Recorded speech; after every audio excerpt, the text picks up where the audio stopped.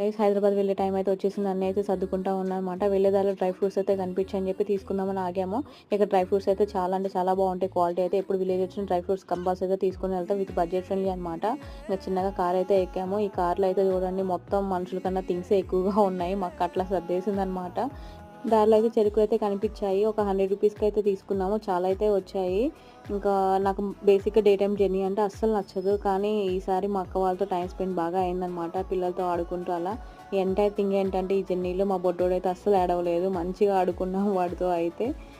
Night అయిందని చెప్పేసి ఏమైనా తినాలని చెప్పేసి బటర్ నాన్ అయితే తిందామని చెప్పేసి ఇక్కడైతే ఆగాము. తిన్నాము ఫైనల్‌గా అయితే ఇంక ఇంటికైతే వచ్చేసాము. మా బుడ్డదైతే రేపు ఏదో ఎగ్జామ్ ఉందని చెప్పేసి ఇప్పుడైతే బుక్స్ పెట్టుకొని తెగ చదివేస్తుంది.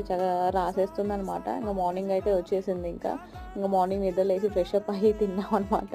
టిఫిన్ చేసేసి ఇంకా కారుకి వచ్చిన కప్ కాఫీ అయితే ఇచ్చేసింది. మా బుడ్డోడైతే మా కళ్ళకి తెగ చూస్తున్నాడు. ఏంద్రా బాబు వీళ్ళు ఓవర్ యాక్షన్ అని చెప్పి. This is a mini